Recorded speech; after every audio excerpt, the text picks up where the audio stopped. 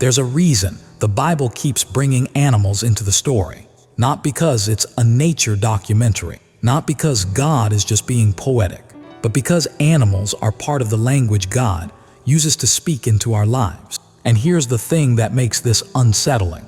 This language is ancient. It's not just nice imagery. It's prophetic. It's designed to be decoded. What if the Bible isn't only trying to teach you? What if it's trying to warn you, shape you, prepare you through symbols that reach deeper than words? That's the question. And it matters because the world we live in is full of symbols, logos, brands, flags, icons. People who know how to use images can influence millions. So if God is using animals as a prophetic language, then it means He's speaking in a way we can't afford to ignore. Welcome to Understanding the Word. I'm Pastor Najam. The Bible doesn't start with a man. It doesn't start with a nation. It doesn't even start with a promise. It starts with a creature, a serpent, and not just any serpent, a serpent that speaks. Why would God begin the entire story with a talking snake? That's the first puzzle. And the answer is not because it's a weird story. It's because God is showing us the true shape of human temptation. The serpent is not just a creature.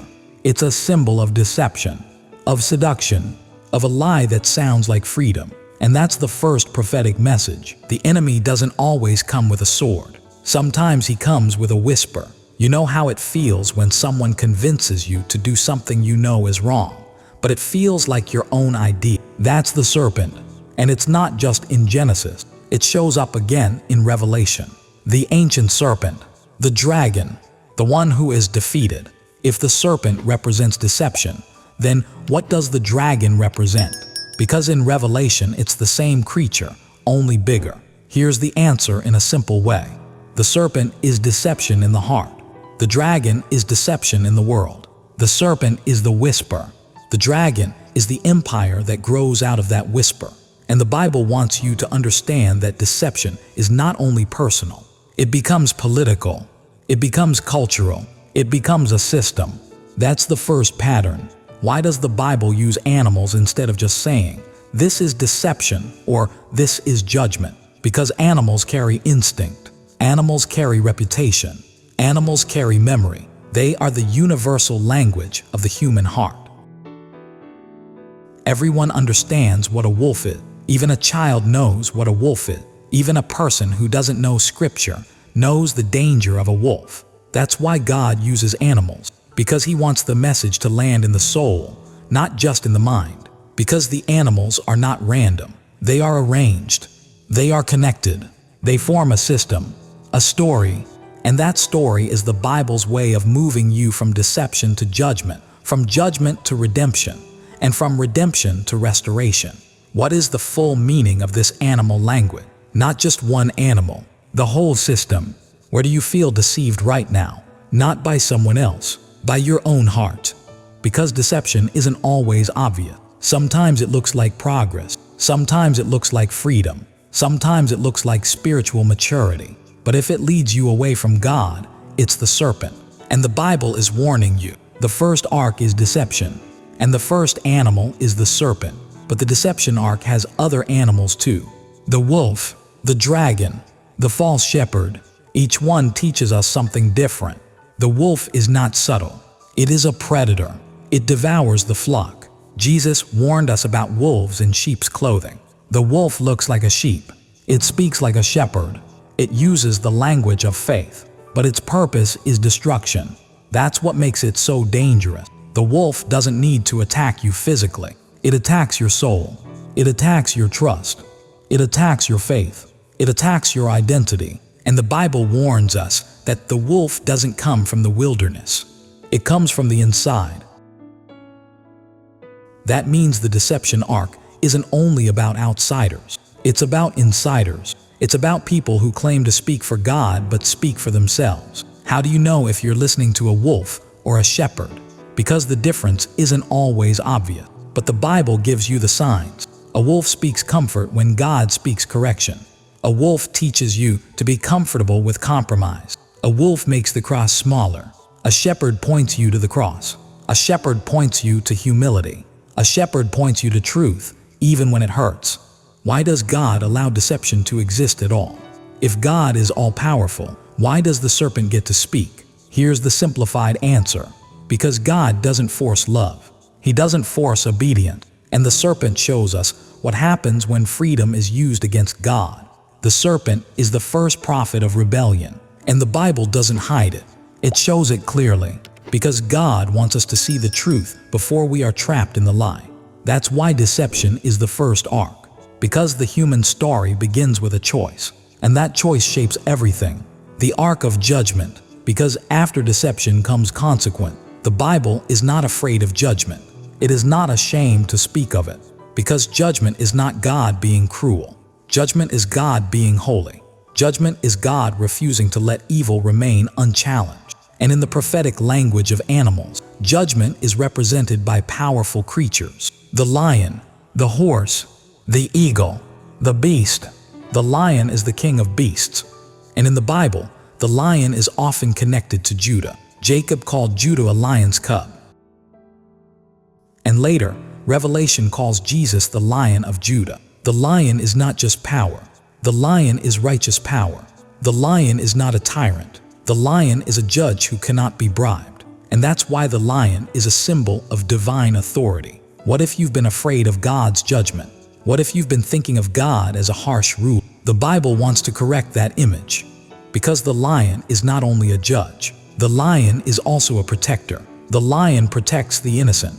The lion defends the weak. The lion is the one who refuses to let evil win. That's judgment, but judgment is also a warning. It is a call to repentance. The four horsemen, white, red, black, pale, they are not random. They represent conquest, war, famine, and death. And the reason the Bible uses horses is because horses are the engine of empire. History is driven by horses. Wars are driven by horses. Empires are built by horses. So the horse is the symbol of human history moving forward, but not always in a good direction. Sometimes history moves forward into judgment, and that's what makes the horse so frightening, because the horse is fast, and it doesn't care who gets crushed under its hooves. So the horse is the instrument of judgment. Why does God use judgment in the first place? Why not just save everyone without consequence? Because judgment is part of the healing process. Think about it like this. If someone is sick, you don't ignore the sickness. You treat it. If someone is addicted, you don't pretend everything is fine. You confront the addiction. God's judgment is not a punishment for the sake of punishment. It's a correction for the sake of restoration. And that's why the third animal in the judgment arc is the eagle. The eagle sees from above. It sees the whole field. It sees the patterns. It sees the truth. The eagle is the symbol of divine oversight. It's the reminder that God is not surprised by history. God is not behind. God is not losing control. God sees the whole story. And the eagle is not only a symbol of judgment, it is also a symbol of sovereignty. God judges with vision. God judges with wisdom. God judges with purpose. And then we come to the beast. The beast is the final symbol of the judgment arc. And the beast is not an animal in the normal sense. The beast is a symbol of systems that rebel against God. It is the image of empires that worship power, not truth. It is the symbol of a world that has chosen the serpent over the Savior. The beast represents the human ability to build a kingdom without God. And that's why the beast is terrifying, because it shows how far humanity can fall. But here the key. Judgment is not the final word, because even judgment is part of God's plan to restore. Redemption. Now, this is where the story changes, because redemption is the heart of the Bible.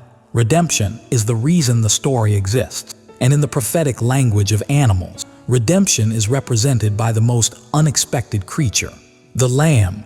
The lamb is the symbol of sacrificial love. In Exodus, the lamb is the Passover sacrifice. The blood on the doorposts is the sign of protection. The lamb is not simply a symbol of sacrifice. It is a symbol of salvation.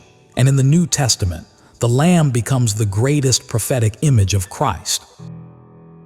Jesus is the Lamb of God. He is the one who takes away the sin of the world. But here is the divine inversion. The serpent promised power through disobedience. The lamb brings true power through obedience. The serpent promised life through rebellion. The lamb brings life through sacrifice. The serpent offered freedom through pride. The lamb offers freedom through humility. Do you want power? Do you want freedom? Because the world offers a counterfeit. The serpent offers a counterfeit, but the lamb offers the real thing. The lamb is also the symbol of victory, because the lamb is not weak. The lamb is not passive. The lamb is the one who conquers. In Revelation, the lamb opens the seal. The lamb is worthy to receive power. The lamb is worthy to receive glory. The lamb is worthy to receive honor. And the lamb is surrounded by worship. Angels, elders, and creatures sing, "Worthy is the lamb." Now, redemption is not only about the lamb. Redemption is also about sacrifice. And that's where the ox comes in. The ox is the symbol of sacrifice, service, and the work of the priesthood. In the ancient temple, oxen were offered as sacrifices. The ox represents the cost of atonement. The ox represents the seriousness of sin. But the ox also represents service, because the ox is a laborer. It carries burdens. It pulls the plow. And the ox teaches us that redemption is not cheap. It is not a casual event. It is the work of God's justice and God's mercy. And then there is the dove. The dove is the symbol of peace and the Spirit. When Noah released the dove, it returned with an olive leaf, a sign of new life. When Jesus was baptized, the Spirit descended like a dove. The dove is the sign of God's presence. The dove is the sign of peace after the storm. And the dove is the sign that redemption is not only a legal act, it is a living transformation. Redemption is where God takes the broken world and begins to rebuild it. But redemption is not the final chapter, because after redemption comes restoration. And this is where the animal language becomes almost too beautiful to describe. Restoration is the final arc. This is the vision of the new creation. This is the return of Eden, but perfected. And in the prophetic language of animals, restoration is represented by the wolf and the lamb together. This is the greatest paradox in the Bible. The wolf and the lamb, side by side. Isaiah 11 describes a world where the wolf dwells with the lamb, where the leopard lies down with the goat, where the calf and the lion feed together, where the child plays near the cobra's den. This is the vision of restoration. It is the vision of peace. It is the vision of reconciliation. Is that even possible? Can a world like that exist? The Bible says yes, but it requires something that only God can do. It requires a transformation of the heart. And that's the point. Restoration is not only a future promise, it is also a present reality, because restoration begins in the hearts of those who are being redeemed. And the prophetic language of animals tells us that God's restoration is not merely political or social. It is cosmic. It is the restoration of the entire creation. Now, the final symbol in the restoration arc is not an animal. It is a human face. The human face is the missing piece of the prophetic system, because the Bible's animal language is not an end in itself. It is a pathway to humanity. The four living creatures around God's throne, lion, ox, eagle, and human face, reveal the fullness of God's revelation. The lion represents Christ as king. The ox represents Christ as servant. The eagle represents Christ as divine vision. And the human face represents Christ as the Son of Man. Christ did not only adopt heavenly symbols, he became a human being. He took on the human face so that God and humanity could meet. And this is the ultimate restoration, the restoration of humanity to its rightful place, the restoration of the image of God in man, the restoration of the union between heaven and earth. The Bible begins with a serpent. It ends with a human figure on the throne. The story is not about animals. The story is about what God is doing through animal to bring humanity back to himself. What if the Bible is trying to warn us through animal symbols? It is. And it matters because those symbols are telling you the real story of your life. Are you following the serpent, or are you following the lamb? Are you living in deception, or are you living in truth? Because the Bible's prophetic language is not only about the end times, it is about every day. It is about the daily battle between deception and truth, between judgment and mercy, between death and life. And it is about the final restoration when every creature will worship the Lamb. The animals in Scripture are not merely symbols. They are prophetic messages. They are a language that speaks across time, across cultures, across every human heart. And the message is clear. God is in control. God is working. God is redeeming. And God will restore. And when the final day comes, when the new heaven and the new earth appear, when the Lion and the Lamb sit together on the throne, we will understand that God's prophetic language was never about fear. It was about hope.